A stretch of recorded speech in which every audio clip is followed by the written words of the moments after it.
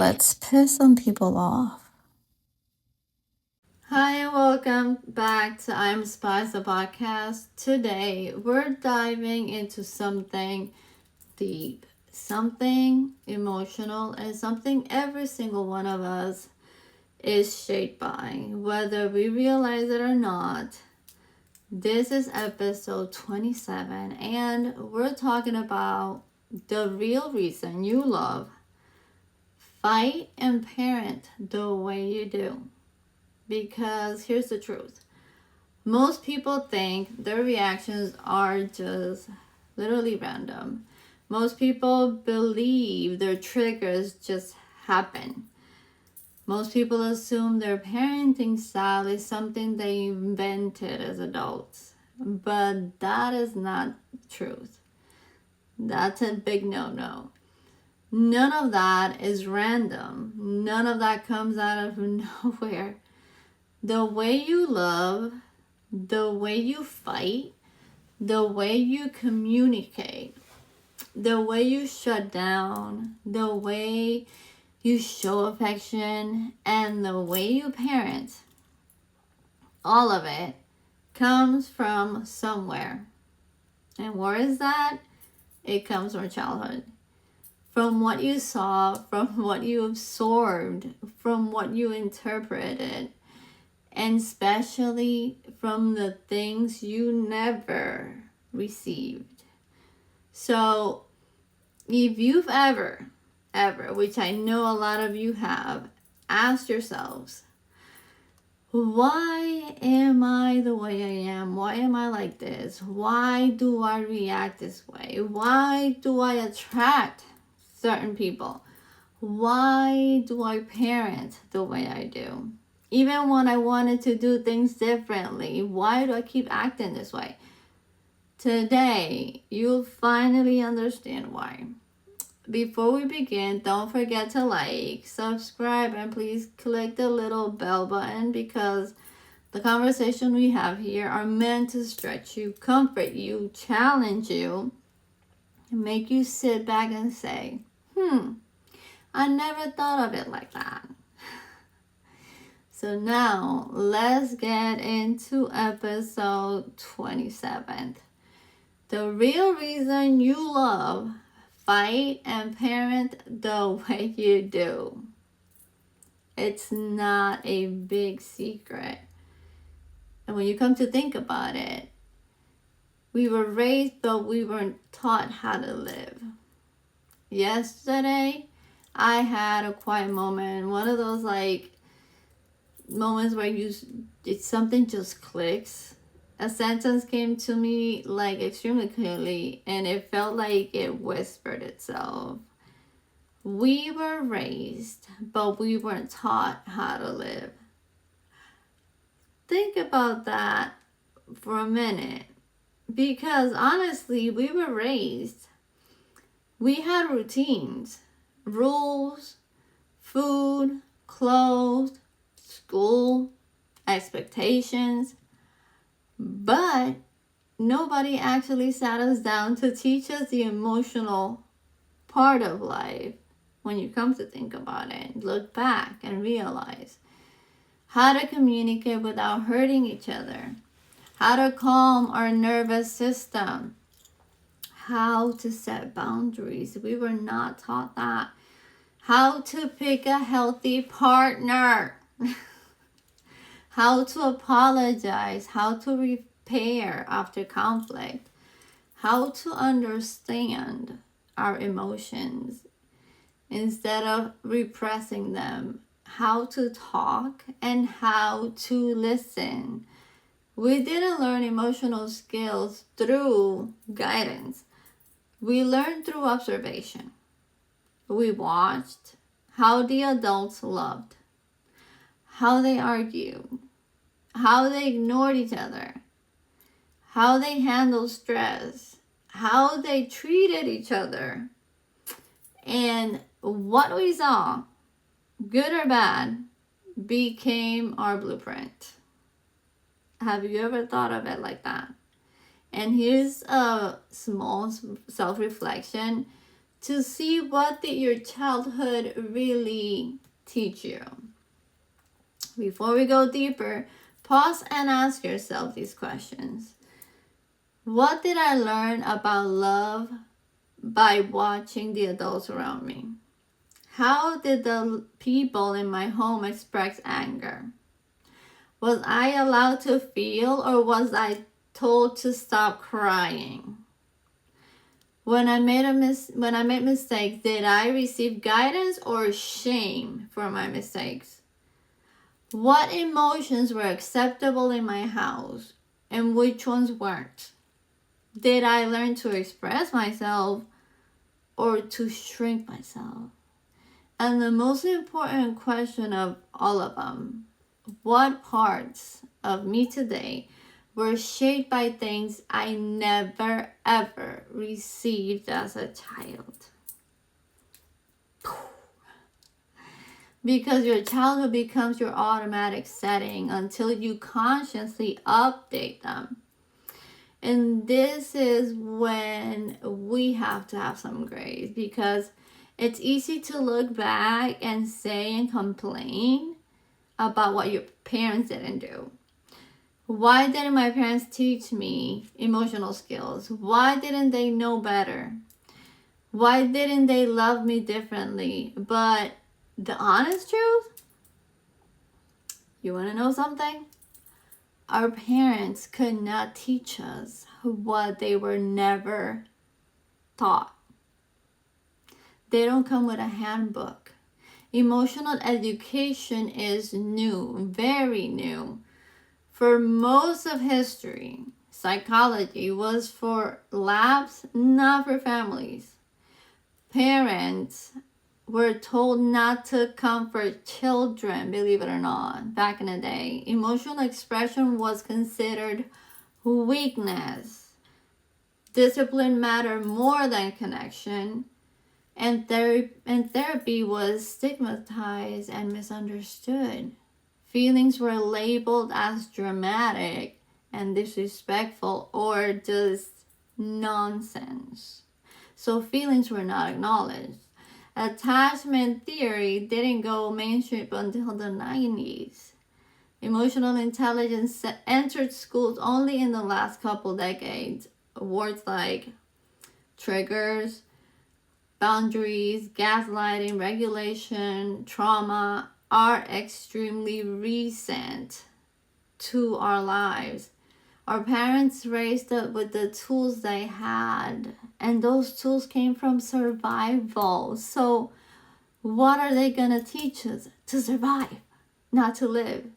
They taught us to survive life. So what is our job right now? And here's something else we need to talk about. Many of us become the first emotionally aware generation in our families. Yes, we are, because we're the ones in the middle. We read, we research, we heal, we learn, we break patterns, and sometimes we want to go back and fix our parents. And I know a lot of people have gone non-contact or maybe not a lot of contact with our parents, but you have to understand this. We want to teach them, share what we've learned, explain emotional concepts, show them a healthier way of communication and loving and being loved. And listen, we can explain, we can share, we can open the door, but we cannot force a 50, 60, or 70-year-old parent into emotional growth if they resist it. Some parents, unfortunately, do not want to grow. Some parents soften, some become curious, some ask questions, some want to actually learn. And when they do, beautiful. Teach them, show them, guide them gently. But others, they simply shut down. They dismiss it. They get defensive. They refuse to reflect. And that is not okay. And that's exactly where you stop pushing, because it's not your job to raise your parents. It is not your job to repair them. It is not your job to carry the emotional evolution of your entire family tree. Your job is to honor your boundaries. Your job is to heal yourself. Your job is to create a healthier home for your children. Your job is to break the cycle, not force your parents to understand it. Acceptance is part of healing. And when we come to think about it, our generation has way more tools but also more challenges. We are the first generation with access to everything. Books, podcasts, therapy online, emotional research, nervous system tools, childhood development studies. But with that comes new challenges like social media, misinformation, overstimulation, comparison culture, kids exposed to everything way too early, influencers shaping their identity. A child can learn something online in 10 seconds that takes us months to teach. So yes, we have more tools than our parents, but we're also up against more distractions, more noise, and more influencers than ever before. This is why conscious parenting is so essential. It is not optional, in case you were wondering. And even with tools, not everyone chooses to grow, believe it or not. You would think that with all the access we have, everyone would suddenly heal, but unfortunately, not. Some people choose reflection, some choose therapy, some choose awareness, some choose accountability, and others choose comfort, denial, familiarity, old habits. They just decide to stay the same and just not change. Because why? Because healing requires doing the homework, doing the work. Healing requires honesty, humility, discomfort, courage, and responsibility. Tools don't change people. Willingness changes people. Knowledge doesn't break cycles. Action breaks cycles. You can have every resource in front of you and still repeat what hurt you if you are not willing to question it. Can repeat that again. You can have every resource in front of you and still repeat what hurt you if you are not willing to question it. We are the generation breaking this cycle. We are the bridge between what our parents didn't know and what our children deserve to know. Our kids don't need perfect parents. We think that we have to be perfect. We do not. They need conscious ones. They need parents who apologize, parents who explain with love, parents who repair, parents who choose connection over control. There's a huge difference between connection and control. Parents who break patterns instead of repeating them and causing that same heartbreak to your kids. And it is so easy to just mirror what we learn, but we do have to take the time to learn everything for ourselves. Now, ask yourself with kindness any one of these questions. When my child cries, do I rush to understand or rush to silence? Do I explain things or do I give orders? There's a difference. Do my children feel safe telling me the truth, or do I have to literally pry? When I'm overwhelmed, do I regulate or do I explode? Am I teaching emotional skills through example or expectation of them? Am I raising my children intentionally or through inherited habits? Sit with that for a while. And then here's the big one. If your child grew up to love the way you love, would that make you proud or concerned? Because that has a lot to say about you. In my story, why I chose differently, I've been in 3 relationships before. The one I'm in today is totally different. And in all 3, I made the decision to leave. Not because I didn't want love. Not because I gave up easily. There was a reason for everything. Not because I was unstable, but because I refused to shrink myself. I refused to stay where I was emotionally starving. I refused to raise my children in environments that broke me and would eventually break them. People judged me. People whispered. People made assumptions. But you know what? I never gave a fuck. Why? Because they were not inside my home. They did not hear the yelling. They did not see the disrespect. They did not feel the emotional instability. Leaving wasn't weakness. It was protection for me and for my children. And now, in the relationship I'm in today, for the first time in so many years, I am fighting for something worth fighting for. Not because we're perfect, because we're not, but because we're committed. We're willing to grow. We're willing to learn. We're willing to face ourselves and take accountability. We're willing to choose each other every single day. Now we're going to talk about being the parent your child needs. And I'm going to say this with all honesty. My only wish as a mother has always been emotionally safety for my kids.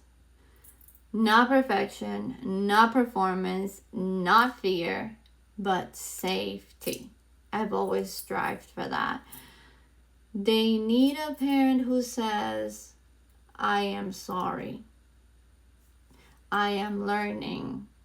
I didn't grow up like this, with this, but you know what? I am trying to give this to you. You don't break cycles by raising perfect children. You break cycles by becoming the parent your inner child always needed. Are you that person? And then for our final reflection, let's revalue yourself. Before we close, ask yourself the following questions.